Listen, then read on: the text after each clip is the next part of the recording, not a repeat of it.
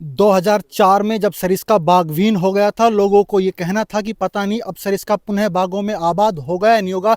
परंतु आज 2026 की बात करें तो यहाँ पर लगभग बागों की संख्या 50 के आसपास पहुँच चुकी है। हमारे साथ वन अधिकारी अभिमन्यु सहर्ण जी है। अभिमन्यु सर, 2004 से 2026 तक 50 के आसपास बाघों की संख्या है, कितना संघर्ष रहा है? बहुत बड़ा संघर्ष रहा है। जिन भी लोगों ने काम किया है, अधिकारियों ने, कर्मचारियों ने, लोकल स्टाफ ने, यहाँ के लोकल जनता ने और ट्रैकर्स ने, तो उनका बहुत बड़ा संघर्ष है। 50 टाइगर लाना जीरो से एक छोटी बात नहीं है। इतने टाइगर्स लाना और आज जिस हिसाब से टाइगर यहाँ ब्रीड कर रहे हैं, बहुत एक अच्छी बात है, हमारे लिए भी अच्छी बात है, राज्य सरकार के लिए एक उपलब्धि है। सर, 50 से भी संख्या बढ़ेगी तो टाइगरों में आपसी टेरिटरी का भी संघर्ष होगा। इनके लिए क्या प्लानिंग कर रहा है आपका विभाग? इनके लिए एक तो दो चीज़ें हैं। एक तो विलेज रिलोकेशन है जिन पे हमारा सर, आप गाँव के विस्थापनों की बात कर रहे हैं, लगातार गाँव का विस्थापन नहीं हो पा रहा है, जो एक बड़ी समस्या है सर इसका क्षेत्र की, उसको लेकर क्या तैयारियां चल रही हैं? देखिए, गांव का विस्थापन में एक थोड़ा सा प्रॉब्लम आती है क्योंकि वॉलंटरी रिलोकेशन है। कई हर लोगों की, हर किसी की अलग अलग डिमांड होती है कि हमारे किसी पुत्र को भी ऐड करो, ये भी करो, हमें ये भी पैकेज दीजिए। तो सरकार की तरफ से जो नीति बनती है, पॉलिसी डिसीजन होता है, जो एक सिमिलर पॉलिसी डिसीजन होता है सबके लिए। हर किसी प्रत्येक व्यक्ति के लिए अलग पॉलिसी डिसीजन नहीं होता है। तो इस तरीके की डिमांड्स हैं, लेकिन उनको पूर्ति किया जाकर अभी हमने सर्वे कर लिया है। सुकोला गांव का सर्वे कर लिया है। 29 में से 5 गांव तो जा ही चुके हैं। अभी अगला सुकोला गांव ये जाता है तो एक हमारे पास एक अच्छा एरिया निकल के आएगा जिसमें बाघ आराम से रह सकते हैं। लगभग 24 के आसपास गांव हैं, तो इन गांवों में भी काफ़ी समस्याएं हैं। शिक्षा नहीं है, यहाँ पर स्वास्थ्य नहीं मिल पा रहा है। क्या वन विभाग इनको समझा नहीं पा रहा है विस्थापन के लिए, या इनको पैकेज बहुत कम है? 15 लाख का पैकेज है, 6 बीघा ज़मीन, उससे सेटिस्फाई नहीं हो पा रहे हैं? क्या है पूरा ये मामला? देखिए, लोगों की डिमांड तो रहती है, हर किसी की डिमांड रहती है कि हमें थोड़ा ज़्यादा मिल जाए, लेकिन ये लोग हमेशा से यहीं रहते हैं और इतना कोई ज़्यादा दूर भी नहीं है। पास में थाना गाजी है, इंदौक में है, जहाँ पे इनको मेडिकल फैसिलिटीज़ भी मिल जाती है, छोटा मोटा मार्केट भी मिल जाता है, जो इनके लिए पर्याप्त है। तो अभी ये सेटिस्फाइड हैं। लेकिन बाहर के लोग, मैं तो ये कहना चाहूँगा कि कुएं के मेंढक हैं जिन्होंने बाहर की प्रगति देखी नहीं है। यदि बाहर का डेवलपमेंट देखेंगे, बाहर लोग ने कितना डेवलपमेंट किया है, कितने आगे बढ़े हैं, तब इनकी आंखें खुलेगी कि हम पिछड़े हुए हैं और हम भी आगे बढ़ सकते हैं। तो इसके लिए प्रयत्न किया जा रहा है कि इनका सर्वे करके और इनको बताया जा रहा है कि आप भी नाम जुड़वाएं, और जो पहले विस्थापन होके गए हैं उन्होंने अपनी लाइफस्टाइल, जो लाइफ स्टैंडर्ड जो इम्प्रूव किया है, वो भी इनको दिखाया जा रहा है कि उसी तरीके से आपका भी इम्प्रूव हो सकता है। अभी हम मौके पर हैं, ये ट्रैकिंग रूट है बाघों का। कितनी समस्याएं आती हैं बाघों को ट्रैक करने में, क्योंकि कथनी और करनी में बहुत अंतर है। एसी के रूम में बैठकर डिसीजन लेना अलग है, अभी हम ग्राउंड पे हैं, बड़ी समस्याएं आती हैं। बिल्कुल बिल्कुल, बहुत समस्याएं आती है। जैसा कि आप देख रहे हैं, वैली का रीजन है और यहाँ पर हम पैदल ही जा पा रहे हैं। किसी भी प्रकार से 4 व्हीलर से या 2 व्हीलर से इस रास्ते पे नहीं जा पा रहे हैं। यदि हम 2 व्हीलर से या 4 व्हीलर से जाना चाहें तो हमें 20 किलोमीटर घूम के आना पड़ेगा इसी जगह पर। तो हमारा स्टाफ बहुत मेहनत करता है। कभी बाघ मिलते भी नहीं हैं, 5 दिन तक नहीं मिलते हैं, 10 दिन तक नहीं मिलते हैं। तो इसी तरीके के रास्तों पे बहुत सारे ऐसे रास्ते हैं जिन पे स्टाफ जाते हुए बार बार उनके पग मार्क्स, उनके किसी भी प्रकार के कैमरा ट्रैप में फ़ोटो चेक करता है। यदि नहीं मिलते हैं तो निराश भी होते हैं, लेकिन प्रयत्न करते रहते हैं और अभी तक हमारे अच्छा ट्रैक रिकॉर्ड रहा है, बाघ मिलते रहे। 50 बाघ है, उनकी ट्रैकिंग करना बड़ा मुश्किल है। उनको पहचानना, आइडेंटिफाई करना कि किस वो टेरिटरी में होंगे, ये कैसे संभव होता है?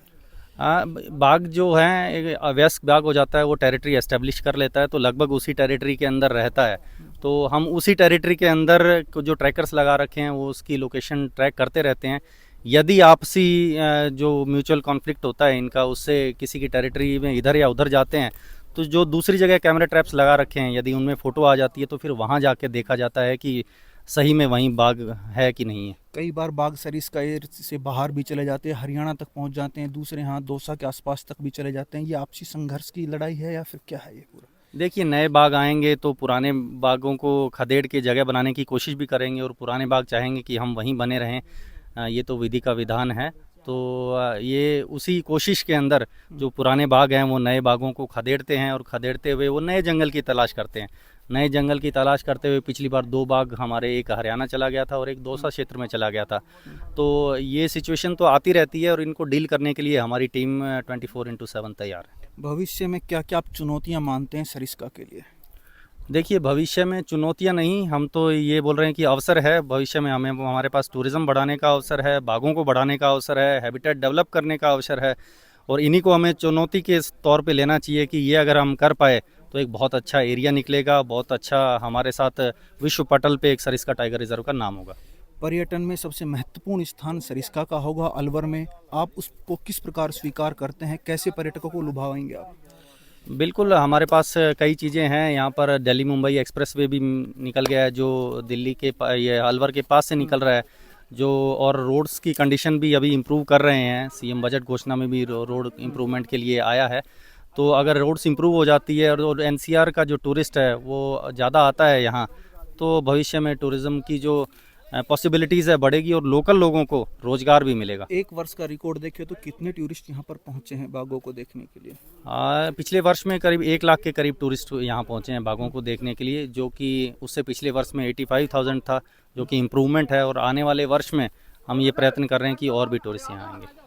अभी हम बाघों का जो ट्रैक रूट है उस पर हम कंटिन्यू चल रहे हैं। कैमरामैन साथी से कहूँगा एक बार ये पूरा एरिया दिखा दें। ये जो पूरा एरिया देख रहे हैं ये बाघों का एरिया है, बाघों की यहाँ पर टेरिटरी है, लगातार यहाँ पर बाघ घूमता रहता है। हमारे साथ सरिस्का के फील्ड डायरेक्टर संग्राम सिंह जी है। सर, फील्ड में मॉनिटरिंग कैसे होती है? अब जैसे अभी हम लोग टाइगर की मॉनिटरिंग कर रहे हैं, हम ये देखते हैं कि टाइगर किन रास्तों पे चलता है, कैसे कैसे फॉलो करता है अपने पाथ को। तो हमारा स्टाफ भी उस टाइगर के पाथ को फॉलो करते हुए, अगर टाइगर मान लिया इस रास्ते से चला है तो आगे चढ़ के वो किस जगह पहुंचेगा, तो या तो स्टाफ उसको पीछे से फॉलो करता है या फिर वो घूम के उस एरिया में पहुंचने की कोशिश करता है कि जहां पर वो टाइगर हो सकता है। कभी कभी टाइगर अपना रास्ता बदल ले और वो किसी दूसरे रास्ते से चला जाए। तो उन संभावित सभी रास्तों को हमें देखना पड़ता है कि जिन रास्तों पर टाइगर का जाने का मूवमेंट होता है। तो कभी कभी टाइगर जो है 1 या 2 दिन तक नहीं भी मिलता है और किसी नई लोकेशन पे अचानक जब हम पहुंचते हैं तो वहाँ पे टाइगर के पग मार्क्स मिल जाते हैं। एक टाइगर की टेरिटरी का एरिया लगभग कितना होता है? देखिए, जो ऑन एन एवरेज एरिया अगर एक मेल टाइगर का देखते हैं तो 1500 से लेकर 2500 हेक्टेयर का एरिया है, जिसको हम ये कह सकते हैं कि 150 से 250 स्क्वायर किलोमीटर का एरिया उसका होता है। तो इसमें क्या होता है कि जो फीमेल टाइगर है उसका एरिया थोड़ा कंपैरेटिवली छोटा होता है। अब हम ये भी कह सकते हैं कि एक मेल टाइगर के एरिया में 2 से 3 फीमेल टाइगर्स रह सकती हैं। तो फीमेल का जो एरिया टेरिटरी है थोड़ा सा कंपैरेटिवली छोटा होता है। यहाँ संख्या लगातार बढ़ेगी, क्या यहाँ से टाइगरों को अन्य किसी रिजर्व एरिया में भी शिफ्ट का प्लान चल रहा है? अभी हाल फिलहाल तो ऐसा कोई प्लान नहीं है, लेकिन फ्यूचर में चूँकि लगातार संख्या टाइगर्स की बढ़ रही है और ये एक ऐसा लैंडस्केप है, सरिस्का एक ऐसा लैंडस्केप है जो चारों तरफ से ओपन है। एक तरीके से हम ये कह सकते हैं कि आइलैंड जैसा है। तो यहाँ से जब भी कोई टाइगर बाहर जाता है तो या तो वो नियर बाई किसी गांव में जाएगा या किसी कस्बे में जाएगा या किसी खेत में जाएगा। तो ये संभावना हमेशा बनी रहेगी, क्योंकि कनेक्टिंग कोई एरिया टाइगर रिजर्व से लगा हुआ नहीं है। क्योंकि कोई नया एरिया जो है जाके टाइगर अपने आप पहुंच जाए और वहां जाके अपनी टेरिटरी स्थापित कर ले। तो फ्यूचर में आप सही कह रहे हैं कि फ्यूचर में कभी हमारा ये प्लान हो सकता है कि हम यहाँ से टाइगर कहीं दूसरी जगह ले जाने के लिए सोचना शुरू करना, वो हमें आज से ही करना पड़ेगा। सर, सीटीएच को लेकर अभी क्या चल रहा है करंट में? अभी जन सुनवाई चल रही है और उसमें हमने अपने जो भी ऑब्जेक्शंस आए थे उनको सबको एग्जामिन करके और उसका जल्दी ही फैसला कलेक्टर साहब के लेवल पे चल रहा है और उसमें फाइनल जो भी डिसीजन होगा उसके बाद उसका फैसला हो जाएगा। सीटीएच के अभी पुनर्निर्धारण होगा, क्या क्या फायदे सामने आएंगे सरिस्का के लिए? सीटीएच के पुनर्निर्धारण को लेके अगर जैसा सुप्रीम कोर्ट का मानस था कि हमारे जो एरिया है उसको हम इस तरह से एग्जामिन करें कि जिन एरियाज़ में हमारा टाइगर का टेरिटरी नहीं है, जिस एरिया में टाइगर्स का रहवास नहीं है, उन एरियाज़ को हम देखें और उनको इस एरिया के रूप में हम देखें कि जिस कोर एरिया में जहाँ पर टाइगर, जैसे हम जहाँ खड़े हैं ये एक टाइगर का कोर एरिया है, तो इन कोर एरियाज़ को हमें प्रोटेक्ट करना है और ऐसे एरियाज़ जो बाहर हैं जहाँ टाइगर का कोई मूवमेंट नहीं है तो उन एरियाज़ को हमें बफर के रूप में देखना है। आसपास के कुछ लोगों का पुनर्निर्धारण को लेकर विरोध भी हुआ था, आप कैसे समझाइश कर रहे हैं उनको? अब देखेंगे उसमें जब पब्लिक कंसल्टेशन में सारी चीज़ें आएंगी उसको बैठ के जिला कलेक्टर के स्तर पर उसकी प्रक्रिया निर्धारित की गई है, उसके आधार पर कार्रवाई होगी।